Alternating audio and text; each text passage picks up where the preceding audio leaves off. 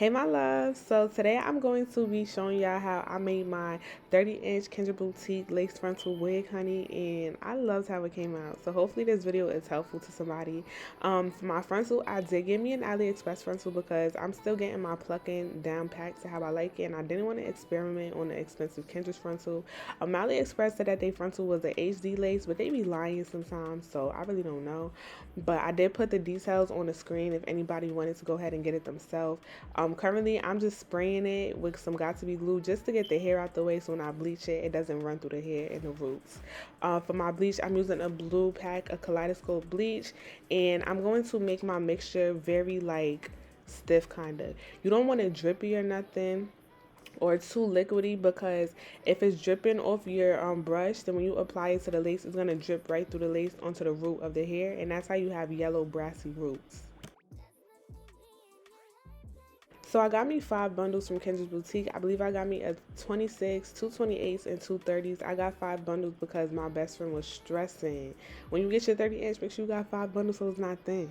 So I got me 5 bundles, and I gotta say, I fit all 5 of them in there, probably except for like 2 tracks I had to cut, but I really loved how thick it was. The cap that I'm using is not a cap that I normally use, but I couldn't find no other caps that has those 2 straps in the back, and I really love those.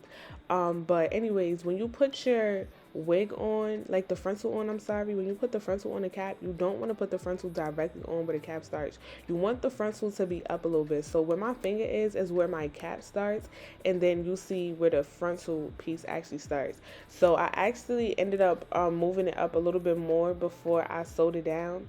And when you sew, like you see I'm doing the regular, like, well, I don't know what it's called, but when you put it through the loop and then you like wrap it around and then you pull it through and it makes a knot. So I sewed my frontal down like that. And when you sew your frontal down, you want to make sure that you make it really flat. Like, you don't want no lumps, no humps, no bubbles in your frontal. And make sure that you use T-pins too, so that when you're sewing your frontal down, it don't move. So now at this part, I'm going to just be sewing in my tracks and putting the wefts into the wig. I go from ear to ear. And that's how I just keep going. So from one side of the frontal to the next side of the frontal. And I put my longest lace at the bottom. So the first bundle that I'm putting in is my 30-inch. And then I do that all the way up until I get to my shortest bundle, which is going to be at the top of the wig. Oh, and one thing I forgot to say, you are going to cut the front of the cap. So like, you know, when I showed how the cap look and it had like a little U part, that part gets cut off. The part underneath the lace gets cut. So yeah, it don't really matter what type of cap you use, as long as the cap is comfortable and it's something that doesn't shrink while you're sewing on it.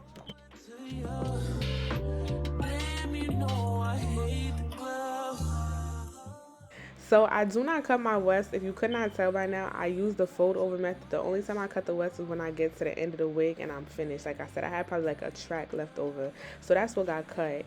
And then at this part, I'm going to start customizing my wig. So I'm making my part first. I'm going to do a middle part, and I'm going to use water just to hold the hair down as I like try to section off the part and everything.